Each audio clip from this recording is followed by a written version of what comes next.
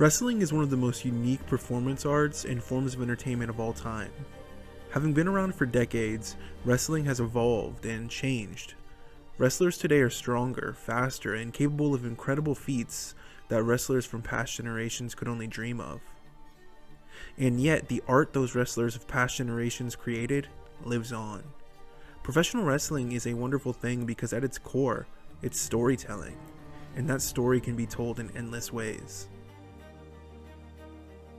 Because of this evolution, we have witnessed an ever-changing conversation where fans around the world have asked the question, who is the greatest of all time?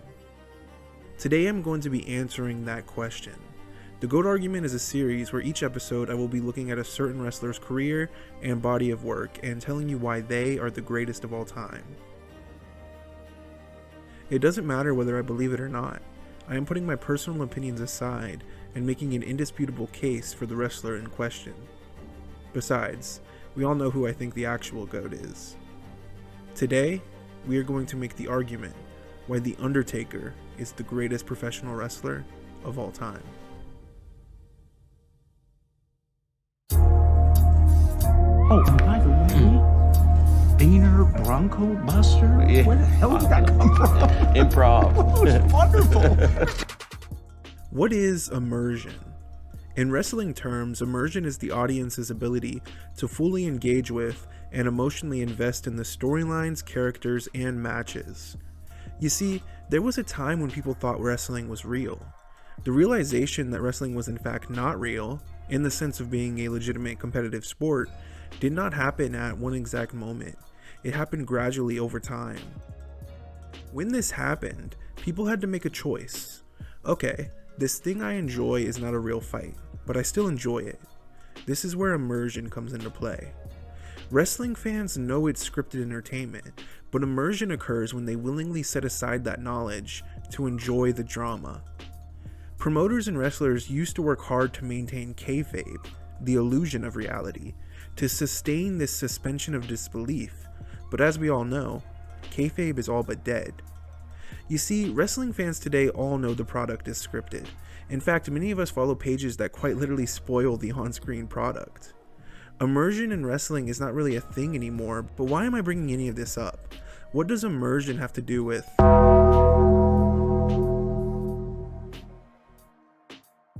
For a moment, I want you to forget everything I just said. On November 22nd, 1990, the WWF debuted a new character. A 6'10", magic-wielding Deadman from Death Valley, The Undertaker. Keep in mind, this same match had a kayfabe millionaire, bird enthusiast, and Elvis impersonator. Also keep in mind that these were considered the successful gimmicks of the time. There truly was no litmus test for what worked and what didn't work, so as much as you might think The Undertaker was a sure thing, I assure you it was not. The Undertaker came out and he immediately struck fear into the audience. Those who didn't know wrestling was scripted yet were genuinely terrified by this mountain of a man, and those who did know wrestling was scripted had to take a step back and think to themselves, wait, could that really be a dead man walking? Obviously I'm joking, but am I? The Undertaker was a spectacle unlike anything wrestling fans had ever seen before. Don't get me wrong, we'd seen giants in wrestling before. Andre the Giant and Vader quickly come to mind. These two men were tremendous trailblazers in their own right, but The Undertaker, well, he was just on another level. Take nothing away from Andre and Vader. I'm not bringing them up for no reason. I believe they are two of the best of all time, but that is just a testament to what The Undertaker was, and how quickly he became this phenomenon. The Undertaker's debut was a moment in time that forced wrestling fans to question everything they thought they knew. Even in an era of over-the-top characters and colorful personas, there was something about The Undertaker that forced you to suspend your disbelief. He didn't just look intimidating, he moved with a deliberate pace. His expressions, or lack thereof, carried an air of mystery, and every small detail of his presentation worked together to make you believe. The black trench coat, the wide-brimmed hat, the gloves, the slow, haunting walk to the ring. All of it was meticulously crafted to create an aura that felt larger than life. This is what wrestling is supposed to be, larger than life. The Undertaker was the personification of everything wrestling was supposed to be, and this was all accomplished on his debut. Just 1 year later, at the very next Survivor Series, The Undertaker had beaten Hulk Hogan for the WWF Championship. This seems to be a common theme in my GOAT argument videos, as it seems one thing most of these guys have in common is a quick rise. But that's what it means to be the GOAT. You arrive on the scene and immediately create a shift. Everything moves towards you, and the company has no choice but to push you to the top. Now, Undertaker was stripped of the title due to Ric Flair's interference in the match, but still, this was a testament to what the company saw in him. Someone 1 year into their WWF career had pinned Hulk Hogan. What does that say about the company's belief? It showed that they saw The Undertaker as the future of the business, and someone that they could truly build around, similar to Hogan, Warrior, and Savage. Unfortunately, things didn't quite play out like that. Over the next few years, The Undertaker would not only not win the championship back, he would be in some pretty god-awful feuds. Feuds with Kamala, Giant Gonzalez, and Fake Undertaker led to horrible matches. But despite that, it was this period that really cemented The Undertaker as not only a big name in the WWF, but a popular name amongst fans. The matches during this time were not good. The feuds during this time were not good. But despite all that, this is when The Undertaker's popularity really started to gain momentum. It was almost as if the company knew that The Undertaker was such a bona fide star, they could put him up against anyone and get good reactions. Now, that's not to say this era was all bad. The Undertaker had good matches and feuds with Jake the Snake Roberts and Yokozuna, but for the most part, 1992 to 1995 was just not very great. But this is where things start to take a turn. Now, as you all know, the WWF saw a massive boom in popularity around this time, and while I won't really talk about this too much, I assume you've all heard about the Attitude Era 100 times before, I do want to say that I would contribute a lot of the rise in popularity to The Undertaker, both as a massive on-screen presence and locker room leader. You know, it's easy to look back and see all the massive names of the Attitude Era, like Stone Cold, The Rock, and Triple H, and think to yourself, no wonder wrestling was so popular, there was so much star power. But I don't think it's really that simple. I mean, nothing is ever a sure thing, and a lot of the names of this era were relatively new to the main event scene. Just look at the difference between WrestleMania 13 and 14. First of all, the show was headlined by Psycho Sid, but look at all the other names. Triple H was still Hunter Hearst Helmsley. The Rock was still Rocky Maivia. Obviously these were names on the rise, but look at the card just 1 year later.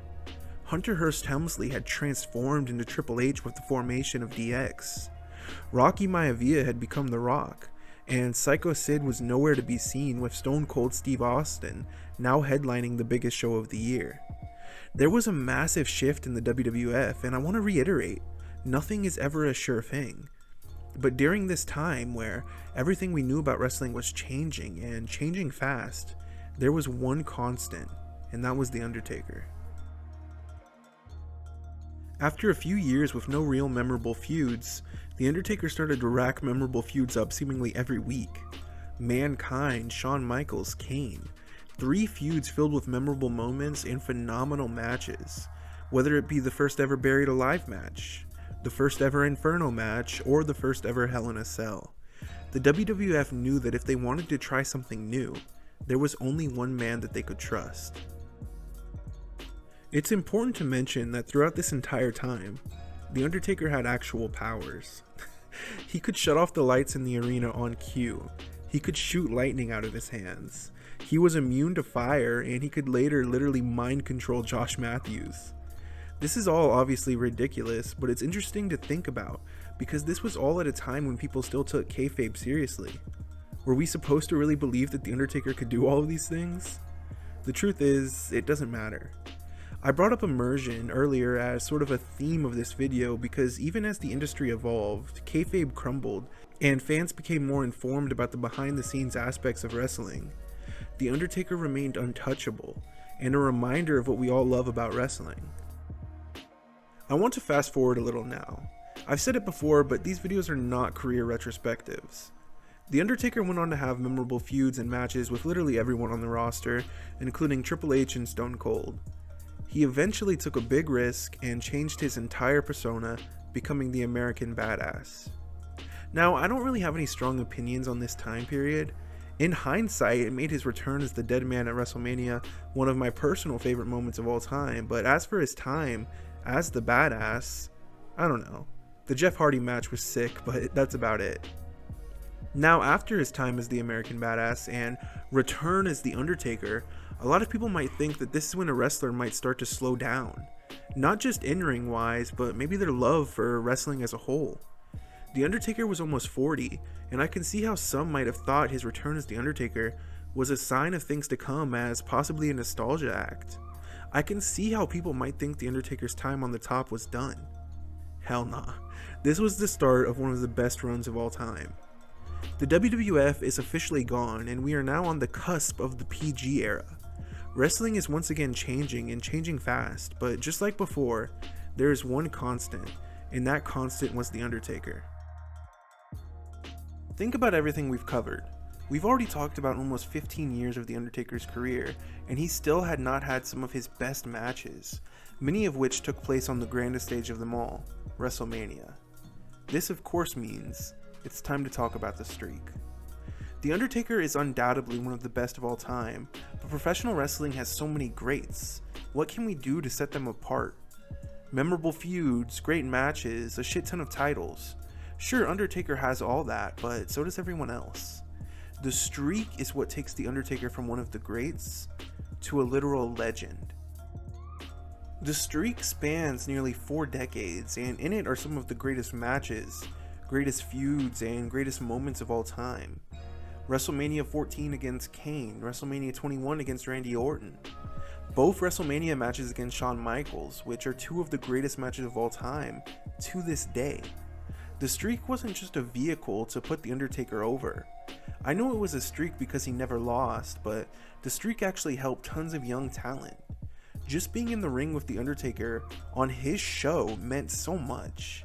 It didn't really matter if you lost. If you were good enough to be in the ring with him, you were a made man.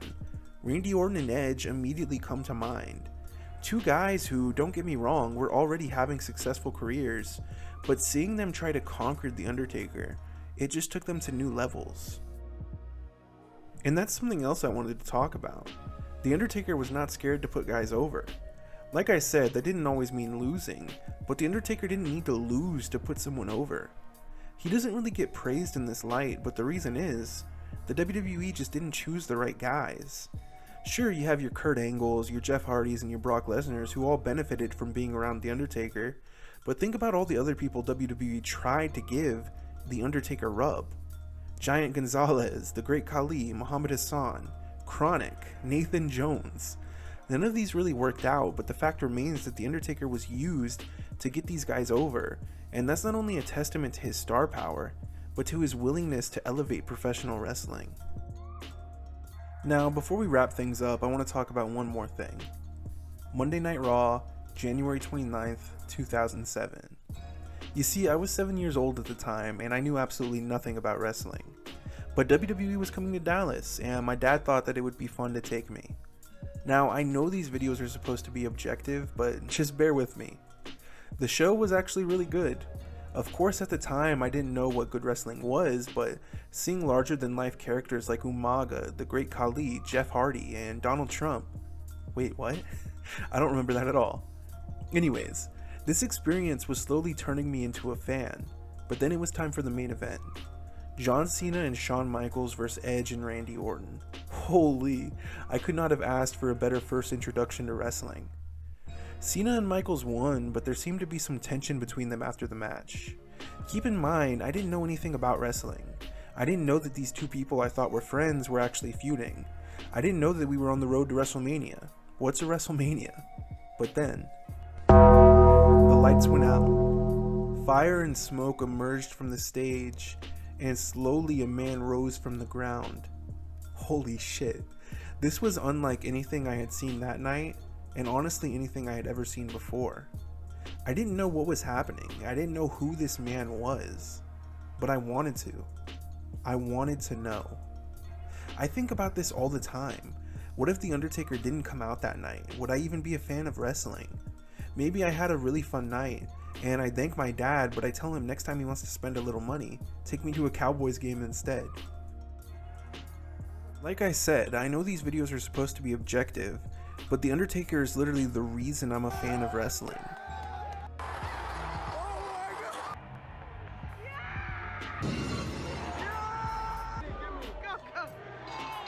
He's the reason I'm making this video, he's the reason I have a channel. I bring all this up not because of the personal effect it had on me, but because I know there are millions of other people who had the same experience. Wrestling is cool. John Cena and Shawn Michaels are not just cool, they're fucking awesome. But there is only one man whose mere presence can change the trajectory of a 7-year-old boy's life. There is only one Undertaker, and that is why he is the greatest of all time.